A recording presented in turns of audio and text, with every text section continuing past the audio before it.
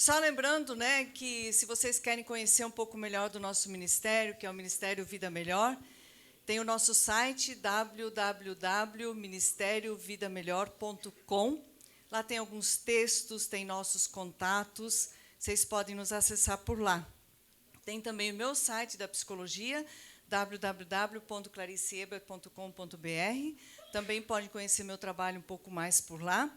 E temos o nosso Instagram, o meu é Clarice Ebert, exatamente o meu nome, e o Cláudio é @Cláudio Hernani Ebert, também como o nome dele. Também lá tem vários links, no link da bio, onde tem nossos contatos, e tem também os outros links que direcionam dentro dos lugares onde estamos na internet. Eu tenho a grata satisfação de ser colunista de duas plataformas. Uma é o Guia-me, que é uma plataforma de notícias gospel. Tem uma coluna lá, tenho vários textos também por lá, se vocês quiserem conhecer algumas ideias que lancei por lá. E tenho também uma coluna na RIC+, que é a coluna Vida Familiar, que é o nosso canal de notícias aqui da RIC, da Rede Record do Paraná. Então, também tem alguns textos na internet por lá, vocês podem conseguir encontrar por lá. Alguns desses conteúdos que falei hoje de manhã, e também agora à noite vou falar, estou condensando tudo num livro, resultado de pesquisas desde a graduação, da graduação da psicologia na Federal, que Deus me deu uma oportunidade riquíssima de estudar sobre trabalho pastoral dentro da Federal do Paraná, e onde minha orientadora também cristã, evangélica, foi uma preciosidade que Deus me deu naquele espaço, e avaliar a saúde dos pastores, como que são vividas as demandas dentro do ambiente pastoral, e tudo dentro de uma ótica, dentro de uma fundamentação teórica, obviamente, dentro de um curso de psicologia, da psicologia do trabalho.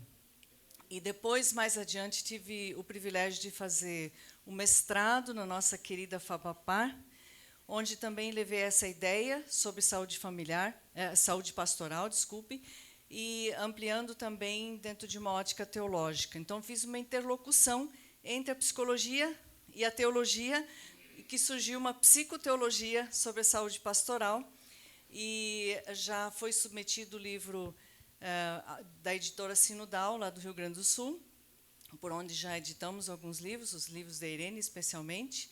Já está avaliado e aceito, então a ideia é a publicação logo em 2023, esse é o plano. Então teremos novidade por aí e vamos divulgar nas redes com certeza. Que Deus esteja abençoando esse trabalho também, né? Porque enquanto não está impresso, a gente continua orando, né? Porque pode no percurso dar algum problema. Mas se tudo continuar assim, temos essa bênção também na nossa frente. Bom, gente, vou falar sobre o casal pastoral, um pouco mais específico, né, afunilando um pouco para essa díade, né, do casal pastoral. E temos muitos casais aqui. Temos aqui alguns pastores que estão sem as esposas também, pelo que eu pude entender, mas que podem tirar bom proveito disso, e mesmo se estivéssemos falando para a igreja, essa reflexão seria importante. Porque nem sempre a igreja entende o que significa a vida do casal pastoral. E aqui, com isso, eu não estou dizendo casal pastoral no sentido de terem um cargo como casal pastoral, mas mais apontando para a dinâmica do casal pastoral, que é aquele pastor, que é o pastor, que tem um cargo, um título de pastor na igreja, e tem a sua esposa, mas sempre caminha lado a lado, e isso é muito importante, por isso que eu estou colocando dentro dessa díade, né, e colocando essa nomenclatura, casal pastoral. Obviamente, partindo da ideia de que um casal pastoral é um composto de duas pessoas casadas que buscam construir uma família e que exercem um ministério junto a uma instituição eclesiástica. E as delimitações e desafios podem se parecer como a de qualquer casal. Muitos desafios muito parecidos, mas apresenta sensíveis diferenças. E o casal pastoral tem como desafio reconhecer essas diferenças em suas limitações e também em suas possibilidades. Assim poderá crescer e amadurecer em seu relacionamento conjugal e familiar, ao mesmo tempo em que exerce o seu ministério sem que perca o seu brilho como casal e que não se desconectem um do outro em favor do trabalho ministerial. O que vem à mente quando nós pensamos em casal pastoral? Quando se menciona o casal pastoral, será que há alguma diferença realmente em relação aos demais casais? Quando nós pensamos em casal pastoral, vem alguma imagem para vocês? Alguém quer jogar aí para mim alguma imagem? O que você pensa quando pensa em casal pastoral? Superman e Mulher Maravilha. Quem mais? Quem mais? Eu não entendi, meu irmão. Quem vai falar mais depois disso, né? Super-Homem, Superman e a Mulher Maravilha. Perfeição. Que mais? Casal exemplar, que não briga, que está sempre bem. É isso? Mais alguma imagem? Pois é mais ou menos por aí que a gente vai, né? Muitos têm em mente que o casal pastoral seria realmente um modelo de casal a ser imitado e que teria em torno de suas cabeças uma aura especial de santidade e um ar celestial. Esse é comumente um olhar mítico lançado para o casal pastoral. E normalmente a igreja, ao olhar para o casal, racionalmente sabe que são pessoas como os outros seres humanos. Racionalmente as pessoas sabem. Mas, no fundo, o que se espera dele é que seja mítico e que apresente essa aura especial, que se reflita ininterruptamente em sua postura e comportamento. Espera-se com relativa frequência que esse casal seja um canal formatado diretamente pelo trono de Deus e assim sirva de modelo para todo mundo, o tempo inteiro. Mas será que o casal pastoral precisa realmente se colocar nesse lugar mítico sobre-humano? Será que precisamos? Será que um casal pastoral deveria estar mais focado em ser um modelo a ser imitado? Deveríamos estar mais focados nisso? Ou nós deveríamos estar mais focados na nutrição do amor no relacionamento conjugal? Onde deveria estar mais o foco? Porque nós podemos, de repente, assumir todo esse padrão exigido, miticamente, como uma representação, como uma teatralização. Se nós focarmos apenas nisso, isso não vai manter um casamento saudável. Precisamos focar mais no amor. O casal pastoral deveria priorizar o seu amor. Se assim não for, nada será, diz o texto bíblico. Poderíamos ver todo o texto relacionado de 1 Coríntios 13, que diz que não seríamos nada se nós não tivermos amor. Nós podemos fazer um monte de coisas, podemos até morrer, podemos nos queimar, podemos fazer uma série de coisas, mas se não for por amor, nada será. Então nós podemos servir ao Senhor, podemos nos desgastar, mas se não for por amor, tanto para o ministério como para dentro da nossa vida familiar, nada seremos. Depois, o versículo 8, mais adiante, até disse que o amor nunca acaba, na verdade, né? As pessoas muitas vezes vêm com essa demanda: o amor acabou, então para que ficar junto? Na verdade, o amor não acabou. O que acabou é a paixão, o amor não, né? E esse texto bíblico tem a ver com a nossa vida conjugal. E o casal pastoral tem tudo a ver com isso também. Nós temos várias idealizações sobre o casal pastoral. Várias, né? O irmão ali atrás falou sobre o super-homem e a Mulher Maravilha, né? E o que tira o superpoder do super-homem? A criptonita, né? Quantas criptonitas no ministério, não é? Quantas criptonitas que tiram o nosso poder. Tem muitas idealizações sobre o casal pastoral. além de receber esse olhar mítico de terceiros, o próprio casal tem um olhar permeado de idealizações sobre a sua própria unidade conjugal. Muitas vezes nem é dos outros, mas nós mesmos assumimos esse lugar e exigimos um do outro para que nos encaixemos nesse lugar mítico. Mas, nessas idealizações que tantas vezes existem nos casais, não só do casal pastoral, mas também de outros casais, qualquer casal. Porque quando um casal se apaixona, casais muito apaixonados, idealmente acreditam que estão se casando com a melhor das pessoas, né? Dificilmente alguém entra no relacionamento conjugal pensando o seguinte: ele é um psicopata, mas tudo bem, eu vou resolver isso depois. Não, a gente não vai fazer isso, né? Mesmo que não seja um problema dessa amplitude, é muito comum que mesmo pequenos defeitos já sejam percebidos, mas fica aquela ideia idealizada: depois eu resolvo, depois eu mexo aqui, mexo ali, e transformo essa situação. Mas as qualidades, além disso, né, as qualidades também são exacerbadas. Olhamos para o nosso amor, quando estamos apaixonados, de uma forma grandiosa nessa vivência da paixão. O outro é muito mais do que é, na verdade, né?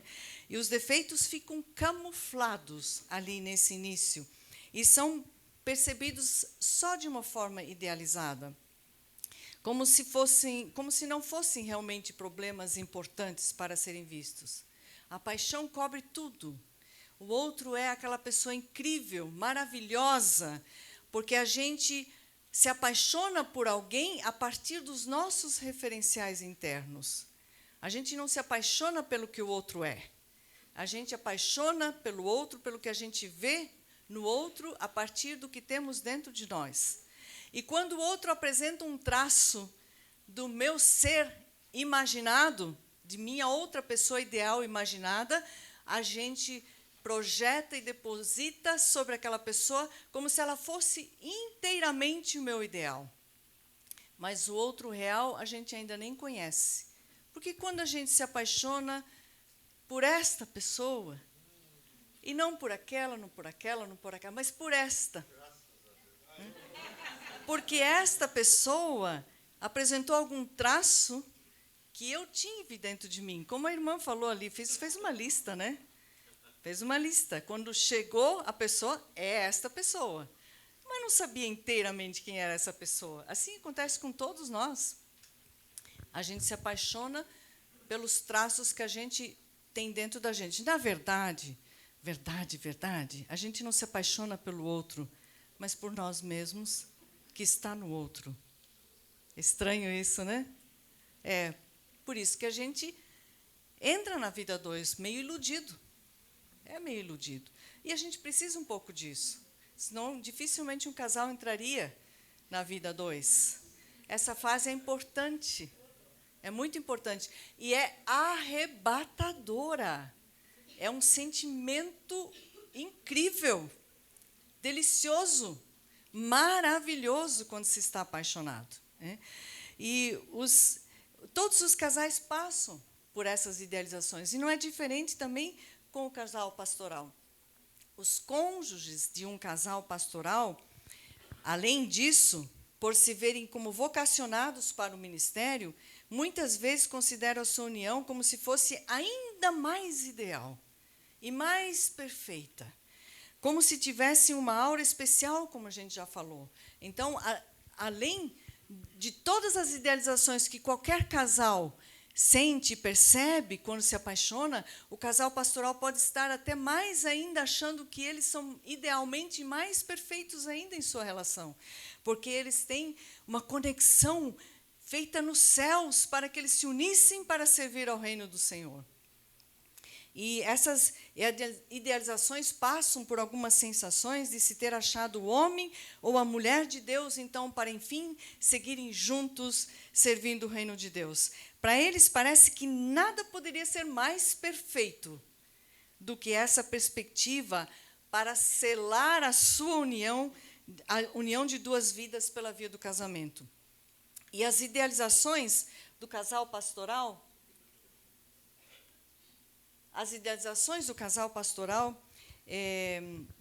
carregam o sentido de juntos servimos ao Senhor. Nós juntos servimos ao Senhor. É um ideal muito forte. E assim se dispõe tanto os casais que se tornam parceiros ministeriais desde o início do casamento, né, aqueles casais que já se conhecem antes e já se escolhem por conta disso, porque realmente é indicado, né, que quem tem uma vocação, você é um jovem, uma jovem solteira, e que você se sente vocacionado, você já vai colocar nessa lista alguém também vocacionado. E entram já com essa perspectiva de servir ao Senhor. Mas, muitas vezes, alguns casais se tornam parceiros ministeriais mais adiante, após um tempo já de casamento. E a gente conhece muitos casais assim, que têm testemunhos lindos de se converter, inclusive depois de já estarem casados, e aí se entenderem vocacionados para o serviço do Senhor. E, nesse caso, às vezes, podem até idealizar também essa nova fase da vida, como se, enfim, nós vamos conseguir ajustar as nossas questões, porque nós agora vamos, enfim, nos adequar à vontade de Deus. Até agora nós estivemos num caminho secular, trabalhos profissionais seculares, mas agora, aquilo que não funcionava tão bem, agora vai funcionar. E pode também criar um ideal de que, enfim, a vida familiar e conjugal vai ficar toda harmonizada simplesmente por esse ajuste de seguir a vontade de Deus para servi-lo no serviço do Senhor. Outra idealização muito comum é a crença de que, pelo simples fato de o casal pastoral estar a serviço de Deus, não precisaria mais se ocupar com outros aspectos da vida. Além da santidade de uma aura especial que imagina ter, o casal pode achar também que estão protegidos como que em um ninho de cuidados especiais pelo Espírito Santo, como se estivessem blindados nesse ninho, né? Como se blindagem fosse algo possível, né? Nós temos um livro muito famoso no Brasil chamado Casamento Blindado. Na verdade, é um mito, isso não existe, né? E o casal que escreveu, foi um best-seller, ganhou muito dinheiro, porque é o que as pessoas procuram. Regrinhas, scripts, manuais para dizer como que a gente blinda o casamento. Obviamente que sempre inclui, dentro da lista do script, pertencer a determinada igreja, participar de determinados eventos, etc, etc, etc. Tudo tem uma intencionalidade por trás, né? E cria-se muitos mitos em torno disso. Acreditam nesse ideal de que serão cuidados de uma forma especial e diferente em todas as áreas. Alguns acreditam nisso de maneira tão mistificada que pensam que nem precisam dar tanta atenção um ao outro e nem mesmo precisam passar tempo juntos, pois Deus vai se ocupar de preservar o seu casamento. Agem como se tivesse sido feito um acordo no mundo espiritual, da seguinte maneira: nós cuidamos das coisas de Deus e Ele cuida das nossas, do nosso casamento, dos nossos filhos e da nossa família. Como já mencionamos um pouco hoje de manhã, né? Acreditam que Deus vai cuidar de absolutamente tudo, esperando, inclusive, que Ele se ocupe de preservar o seu casamento. O investimento na vida conjugal vai se minguando cada vez mais, chegando a se extinguir muitas vezes. E a única entrega passa a ser somente ao ministério, ao envolvimento ministerial. No entanto, esse tipo de crença e postura é um mito, pois, por essa crença, o casal pastoral descamba para muitos descuidos e consequências lastimáveis. Ao final, quando os problemas conjugais, ou mesmo com os filhos, surgirem, ainda se quer culpar a Deus, como se Ele não tivesse cumprido com a sua parte no acordo. Alguns casais, ainda ideologicamente, acreditam que serão felizes para sempre pelo simples fato de terem casado direitinho dentro de um script conforme a igreja ensinou. Eu atendo muitos casais que andam muito frustrados com a vida sexual, porque se preservaram antes do casamento, tudo conforme ensinado, e, de repente, nada funciona direito. Como assim? Eu achei que essa bênção estava dada como um presente de Deus por eu ter sido obediente até o casamento. Muito mal o preparo, né? Como se, ao seguirem esse script, a garantia do felizes para sempre estaria dada. Essa percepção gera uma sensação de que basta ter no script de escolher a pessoa certa. Enfim, eu achei a pessoa certa, e eu vou servir ao Senhor, e tudo vai estar resolvido, e essa aura de espiritualidade estará lá com o selo da aprovação de Deus. E ao se frustrarem diante dos inevitáveis desafios da convivência, sim, porque serão inevitáveis os desafios da convivência para todas as pessoas, e nós, casais pastorais, não fugimos a esta regra. E da mesma forma como dentro de um conto de fadas, buscam por razões externas para justificar os desencantos conjugais. E muitas vezes nós agimos como aquele conto de fadas onde casam-se o príncipe e a princesa e estão felizes num castelo maravilhoso, num reino encantado, onde tem flores, tudo é cores, tudo colorido, passarinhos cantando, árvores viçosas, frutos maravilhosos, e um determinado dia o reino fica cinza. Tudo fica cinza. Não tem mais cores, não tem mais flores, não tem mais brilho, nada. E de quem é a culpa? De quem é a culpa dentro do conto de fadas? Da bruxa má. Da bruxa má.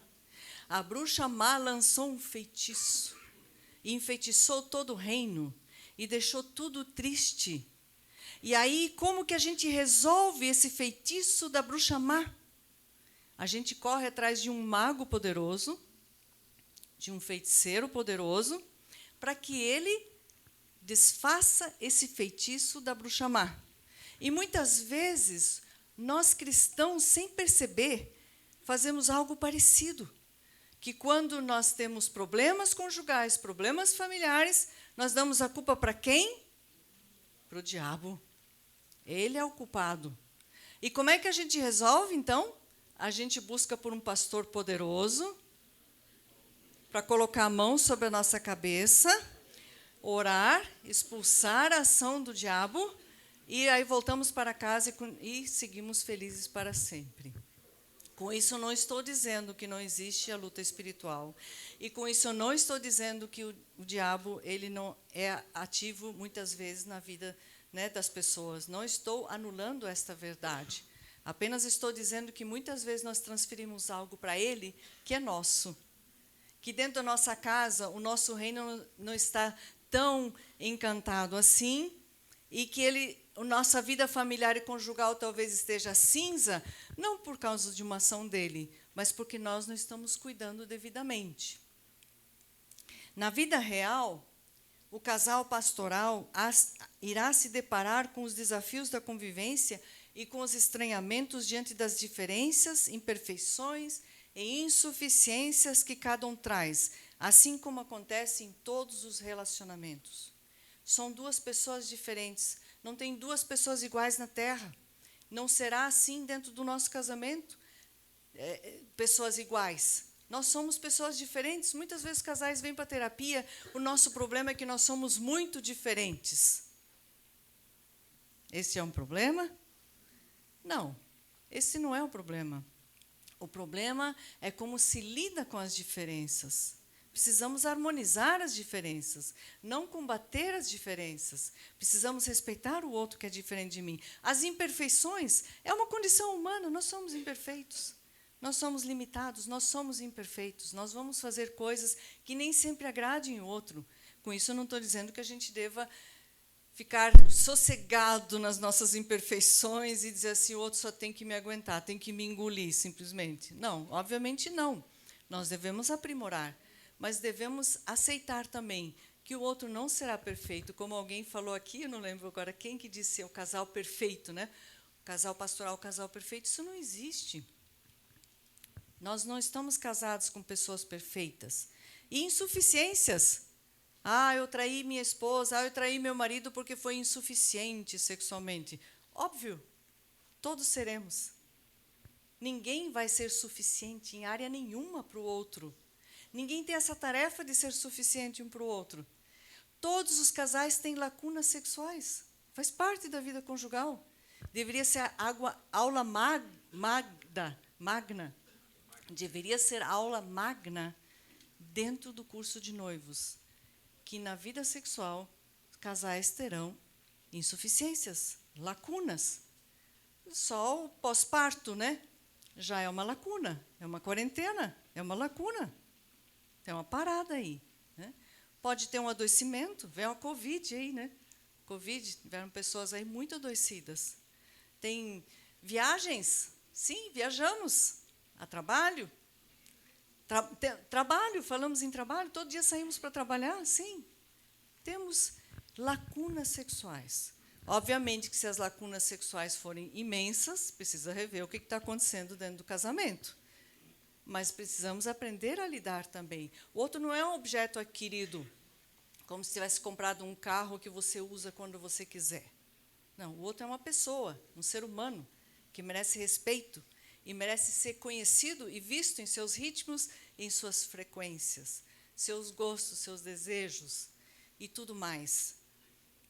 Então, na vivência prática do dia a dia, o casal pastoral enfrentará desafios muito parecidos com os demais casais, muito parecidos.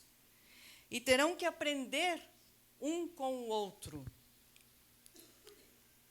Terão que amar um ao outro, a dialogar, aprender a fazer contas, planejamentos, acordos e harmonizações das diferenças. Os filhos, à medida que crescem, serão os que nos darão os melhores feedbacks, porque eles veem tudo, eles conhecem tudo. Esses feedbacks que nem sempre gostamos de receber, mas eles são precisos nos feedbacks. Porque o nosso verdadeiro eu mora onde? Dentro da nossa casa. É lá que nós somos verdadeiros de verdade. Porque fora, né, nós somos muito mais bonitos, porque não diz respeito ao quanto se é pastor ou uma pastora por 24 horas por dia, como nós falamos nessa manhã, mas em ser um discípulo de Cristo que reflete os seus ensinamentos dentro de casa. Ser um discípulo não é um papel, não é um cargo, mas diz respeito à essência de uma pessoa, de quem se é, sobre o que se crê e sobre os valores internalizados que orientam as nossas posturas. Não é assumir um papel, mas é refletir uma essência. O verdadeiro eu, esse que mora lá em casa, é esse que precisa ser transformado. O eu que se mostra por aí em encontros esporádicos, geralmente é mais bonito, cheiroso e simpático, muito mais do que aquele que mora lá em casa. As pessoas que moram com a gente conhecem o nosso pijama velho, conhecem os nossos cabelos desgrenhados, nossos ânimos rebaixados, nossas irritações, nossa falta de simpatia no café da manhã. E a nossa arrogância em querer levar vantagem na expressão das vontades e dos desejos. Esse é o verdadeiro eu que mora lá em casa, que precisa ser transformado, que precisa mudar. O fato é que todos os casais enfrentam desafios da vida privada, e não é diferente com o casal pastoral. O casal pastoral terá que retornar das intervenções pastorais para o seu lar e ali aprender a conviver e a solidificar o seu amor com as pessoas da sua família. É um grande aprendizado. A vida é muito dinâmica, e quanto maior abertura nós tivermos nessa direção para aprender a conviver, maior será o amor. Mais amor surge pela outra pessoa. A ideia não é transformar o outro em nosso ideal, mas em acolher o outro como ele é. Esse é o nosso trabalho. Não transformar o outro à nossa imagem e semelhança. Isso Deus já fez. Nós precisamos aceitar o outro como Deus o fez. Obviamente que aceitar o outro não inclui aceitar abusos. Isso é de uma outra esfera. Não se deveria aceitar abusos, nem xingamentos, palavrões, nem humilhações, nem desqualificações em relacionamento nenhum. Isso é óbvio. Mas aceitar a essência do outro, que é diferente da minha, e está tudo bem. Cláudio e eu fomos nos descobrindo muito diferentes na personalidade, em gostos. Quando nós vamos ao buffet nos servir o almoço, nosso prato é completamente diferente. E está tudo bem, não tem problema nenhum. Ele come cebola crua, vocês acreditam nisso? Mas ele já aprendeu que depois da cebola crua não tem beijo, né? Então, a gente vai se conhecendo, né? Como qualquer outro casal, o casal pastoral também enfrentará a desilusão da paixão e precisará trabalhar para dar lugar ao amor. E as pautas da construção do vínculo, da intimidade, do amor conjugal e da parceria também dizem respeito ao casal pastoral. Não é dado para nós só porque nós somos escolhidos por Deus, vocacionados por Deus, então automaticamente está dado uma aura santa para nós, um poder de super-homem e mulher maravilha, que nós não precisamos mais trabalhar por nada, que está tudo dado. Não, nós precisaremos também trabalhar para construir o nosso vínculo conjugal, porque casamento é sinônimo de vínculo. E vínculo não se ganha de presente dos padrinhos do dia do casamento, não se ganha por uma imposição de mãos em nossa cabeça. Vínculo a gente constrói.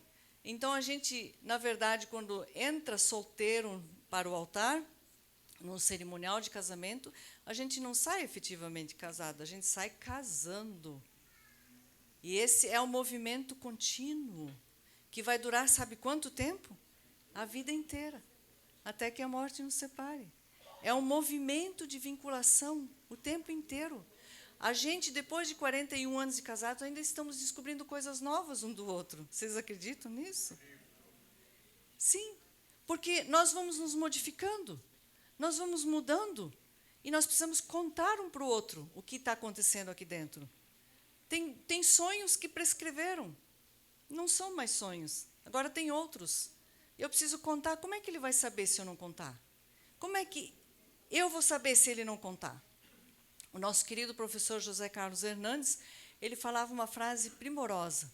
Ele dizia: do outro nada sei, a não ser que ele me conte. Sabe, sair desse lugar de arrogância. Eu sei o que você está pensando. Você está sentindo isso. Aí o outro diz: não estou sentindo isso. Está sim. Vamos brincar de Deus na vida dos outros, né? Vamos deixar a vida mais leve, né? Se o outro está dizendo que não é assim que está sentindo, aceita. Aceita. Acolha. Não faça guerra por isso. Precisamos construir o amor. Nutrir o amor no casamento não é trabalho de Deus, não. É nosso trabalho. É o trabalho do casal em questão, na vida conjugal comum. Qual é o papel de Deus nisso? Tudo. É que Ele é a fonte inesgotável do amor. Isso é verdade. Onde é possível obter todo o abastecimento necessário. Ele é essa fonte inesgotável. Nele, cada cônjuge pode obter o amor que irá expressar na relação com seu cônjuge, mas a expressão do amor é tarefa nossa. Essa é a nossa tarefa. E a vida comum, conjugal comum, muitas vezes se espera que o casal pastoral seja composto por pessoas incomuns na vida comum, ou seja, que sejam fora do comum, pessoas fora do comum, super especiais, ungidas, muito bem aparelhadas, psiquicamente, intelectualmente e espiritualmente. Mas o fato é que, na vida comum, o casal pastoral também é um composto de pessoas comuns. Somos gente, como toda gente. E como qualquer outro casal, terão que comer, dormir, enfrentar e pagar as contas, ajudar os filhos com as tarefas da escola, organizar as tarefas e rotinas do dia a dia, assim como outros casais também. O casal pastoral também passa por conflitos e desafios na vida dos mais variados possíveis. O casal pastoral, então, como os demais casais, passará por algumas etapas que eu quero rapidamente apresentar aqui para vocês, que são etapas de evolução dentro da vida conjugal, que levam ao crescimento e à maturidade. E essas etapas, quem organizou num livro maravilhoso chamado As Mudanças no Ciclo Vital da Vida Familiar, que é Carter e McGoldrick, Mônica McGoldrick e Betty Carter. E elas organizaram isso da seguinte forma: elas colocaram a primeira etapa do casal como uma etapa romântica. É justamente aquele encantamento, onde você vê o outro, enxerga um traço de você no outro e fica encantado, apaixonado. É um ser perfeito, ideal, maravilhoso, não tem defeitos. Aí depois vem a volta à realidade, quando a gente coloca os pés no chão. Quando no dia a dia se descobre que essa outra pessoa não é tão ideal assim, não. Tem umas coisas esquisitas que se eu tivesse visto antes, ou se eu tivesse dado mais atenção antes, talvez não teria entrado nessa. Mas agora, a gente já está casado, né? E vamos lá, vamos tentar. E ficam juntos, e vão, mas é essa volta à realidade quando você começa a descobrir o outro real. Porque até agora só enxergou o outro ideal. E essa volta à realidade desfaz esse outro ideal. E você começa a entrar em contato com o outro real. E aí, na terceira etapa, vem a luta pelo poder. Porque se na segunda etapa eu já não gostei muito do que eu vi, eu começo a manipular para que o outro se encaixe naquilo que eu vi na primeira etapa, na fase romântica. Porque o outro me deu algumas promessas de felicidade. E agora eu quero que cumpra. E algumas expectativas de felicidade que o outro nem sabia que eu tinha, mas eu quero que cumpra. Mesmo sem dizer. Porque a gente tem sempre um pacto secreto quando a gente se casa. A gente tem um parceiro secreto ali que não é muito bem revelado. E a gente vai, então, indo para a etapa seguinte. Na segunda etapa, a gente vai manipulando. Não é uma ostensividade, não é uma guerra. Mas, na terceira etapa, não é mais uma manipulação, nem uma sugestão. É uma determinação. Ou você cumpre com tudo que eu esperei de você lá do início, ou não sei não. Estou desiludido, desiludida. E é uma luta pelo poder. Não é um poder para ver quem manda e quem obedece. Se o casal já está nessa busca por instituir para ver quem manda e quem obedece, a coisa é muito mais grave ainda. Mas a maioria dos casais aqui estão lutando para ver quem é mais poderoso em impor que o outro cumpra com as expectativas e felicidade que se tinha no início da vida dois. E muitas vezes o mal de cada um aparece aí. Isso acontece com todos nós. O pior de cada um aparece aí. Aparece o verdadeiro eu. O eu que quer, o eu que impõe, o outro que quer criar o outro à sua imagem e semelhança. E aí pode se desgastar. É um desgaste muito grande. Aí chegam na quarta etapa, que é a desilusão. Nessa fase, com o casamento, muitos casais começam a pensar em desistir do casamento. Desistem.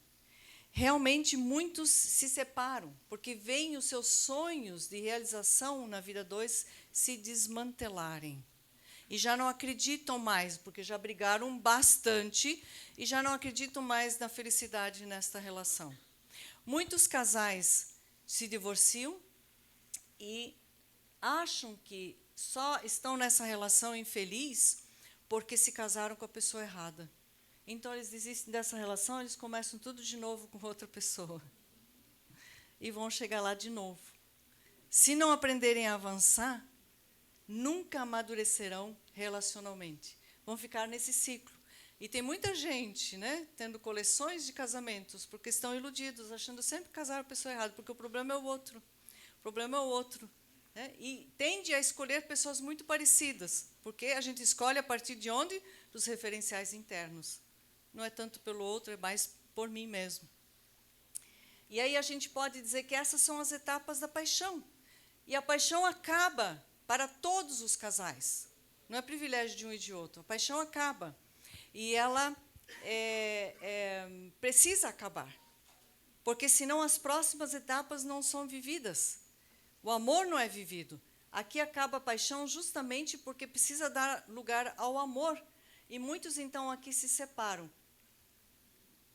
Mas nem todos se separam pelo divórcio. Muitos se separam relacionalmente. Param de brigar, continuam vivendo juntos e a casa fica sem briga, mas não tem mais casal ali. Não tem mais casal, não tem mais relacionamento. Cada um vive a sua vida, os seus trabalhos, e isso pode ser um perigo para o casal pastoral, porque pode mergulhar nas atividades pastorais porque já se separou do cônjuge. Então, enche a vida de trabalho, atividade, porque não tem mais vida com o cônjuge. Mas o casal que decidir crescer, vão crescer no amor. E aí vem essa próxima etapa, que é da responsabilidade, em que cada um assume por si mesmo a busca da felicidade. Há uma responsabilidade. Eu não estou infeliz porque você me deixa infeliz. Eu estou infeliz porque eu talvez não esteja, eu mesmo me amadurecendo, eu mesmo não esteja correndo atrás dos meus sonhos, dos meus objetivos. Eu estou colocando tudo na mão do outro. E eu aqui assumo a responsabilidade. Também o casal assume que não é Deus um na vida do outro. Que Deus é Deus e o casal é um na vida do outro. E a outra etapa é da estabilidade e compromisso. É quando o casal assume verdadeiramente um compromisso com o sistema do casamento. Precisamos aprender isso. Casamos, precisamos assumir um compromisso com o sistema do casamento. Não é possível estar casado com posturas solteiras. Não funciona para ninguém. Então, aqui o casal começa a ter uma estabilidade, experimentar um vínculo. E aí, a sétima e última etapa é da generatividade. É quando o casal produz uma vida frutífera e abundante. E isso seria maravilhoso se o casal pastoral pudesse realmente avançar nessas três últimas, porque será um casal abençoado nas mãos do Senhor, para realmente abençoar muitas gerações. Não é apenas um teatro onde parou aqui na desilusão e passou a assumir-se como um casal que tudo vai bem, mas, na verdade, nada vai bem. É apenas um teatro. Precisa avançar nas próximas etapas. Aí, sim, vai experimentar o amor. O amor, uma entrega, onde a gente vai ir ao encontro do outro proativamente, não só reativamente. Da mesma forma, então, como qualquer outro casal, o casal pastoral poderá estagnar em uma dessas fases e poderá comprometer a vida conjunta. Nós podemos estagnar em alguma dessas fases e podemos paralisar. E poderemos, então, estagnar e constatar disfuncionalidades. E aí nós devemos buscar ajuda. Precisamos buscar ajuda. Buscar ajuda ainda é sinal de saúde. Muitas vezes as pessoas acham que quando buscam ajuda é porque chegaram no fundo do poço. Não, pessoas realmente no fundo do poço não buscam ajuda, precisam ser resgatadas por outros. Não buscam ajuda. Quem busca ajuda ainda tem um sinal de saúde aí. E aqui nós podemos utilizar o milagre que Jesus fez ao transformar água em vinho, em uma festa de casamento que nós todos conhecemos, de João 2, 1-11, que diz: no terceiro dia, houve um casamento em Caná da Galileia. A mãe de Jesus estava ali. Jesus e seus discípulos também haviam sido convidados para o casamento. Tendo acabado o vinho, a mãe de Jesus lhe disse: eles não têm mais vinho. Respondeu Jesus: que temos nós em comum, mulher? A minha hora ainda não chegou. Sua mãe disse aos serviçais: façam tudo o que ele lhes mandar. Ali perto havia 6 potes de pedra, do tipo usado pelos judeus para as purificações cerimoniais. Em cada pote cabia entre 80 a 120 litros. Disse Jesus aos serviçais: encham os potes com água. E os encheram até a borda. Então lhes disse: agora levem um pouco do vinho ao encarregado da festa. E eles assim o fizeram, e o encarregado da festa provou a água que fora transformada em vinho, sem saber de onde este viera, embora o soubessem os serviçais que haviam tirado a água. Então chamou o noivo e disse: todos servem primeiro o melhor vinho, e depois que os convidados já beberam bastante, o vinho inferior é servido. Mas você guardou o melhor até agora. Este sinal miraculoso em Caná da Galileia foi o primeiro que Jesus realizou. Revelou assim a sua glória e os seus discípulos creram nele. E aqui nós podemos retomar esse gráfico e exemplificar que talvez o primeiro vinho, que era um bom vinho, está relacionado aqui metaforicamente com a primeira fase, né, que é essa fase, todas as etapas da paixão, que é bom. E desistir da festa, quando o vinho acaba, ou colocar água nos potes para ver o milagre acontecer, é o desafio. O que nós vamos fazer? Vamos desistir da festa, quando acaba as etapas da fase da paixão? Ou vamos colocar mais água nos potes e vamos realmente fazer o milagre acontecer? Que pode vir o segundo vinho, que é o melhor vinho, é o melhor da vida conjugal, essa fase, ali adiante.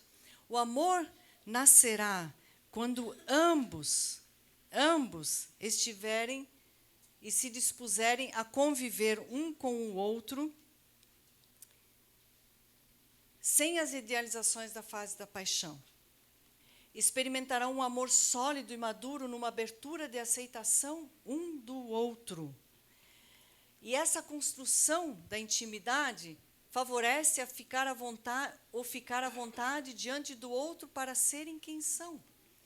Diz o Matthew Kelly: o melhor lugar do mundo para se estar é junto de alguém com quem se pode ser quem se é e assim ser aceito.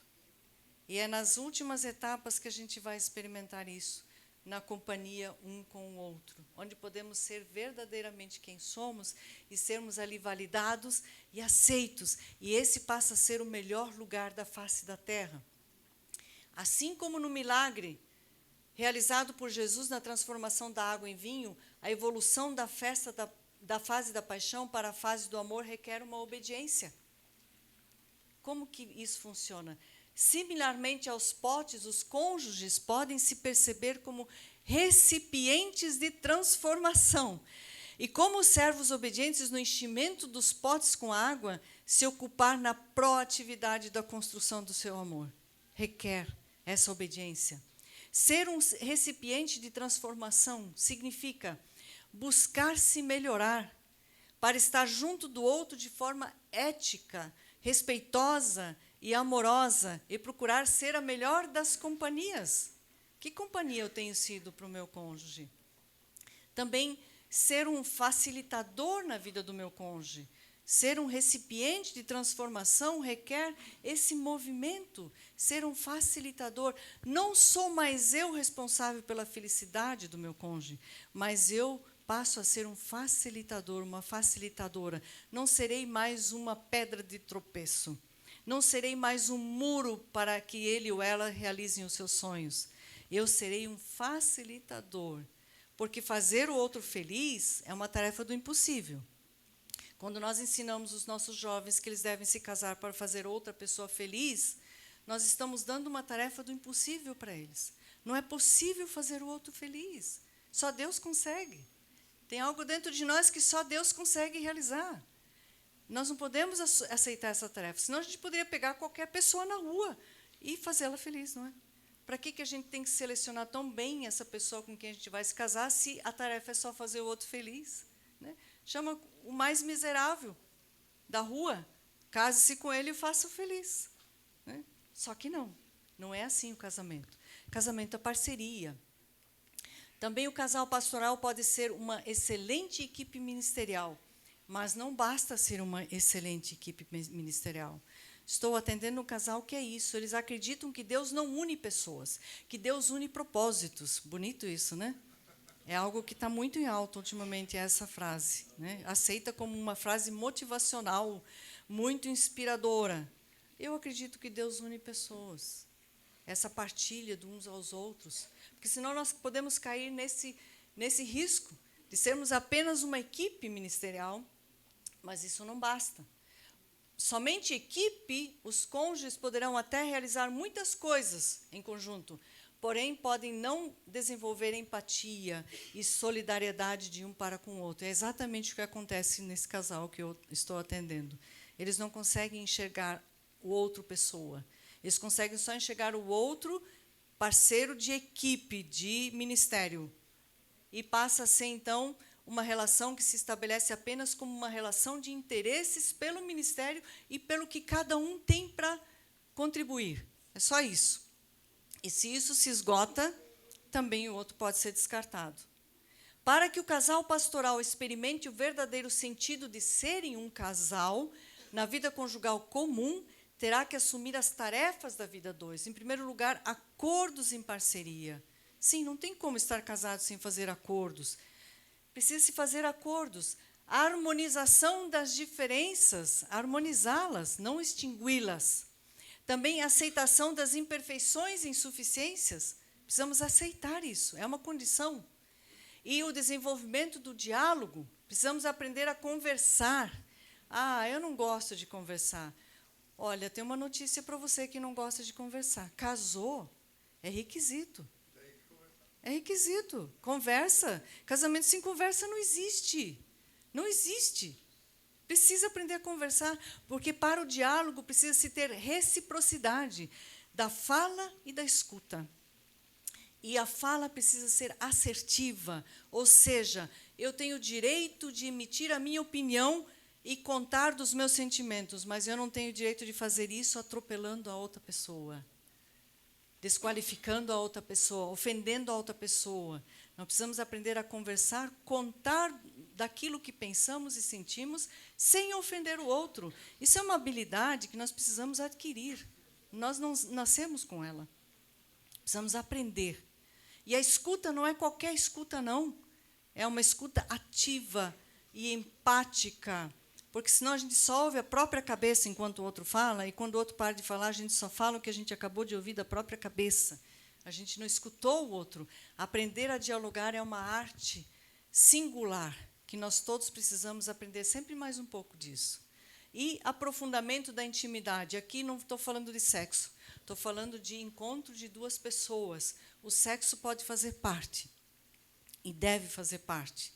Mas, se não tiver intimidade, é possível ter muito sexo sem intimidade nenhuma, mesmo em casamentos altamente santos e espiritualizados. Porque quando o outro vira só um objeto, você não tem intimidade com o outro, você apenas usa o outro. E a intimidade vai sanar esse problema, porque você vai enxergar o outro pessoa. E é esse aprofundamento que a gente precisa promover. Uma reflexão final.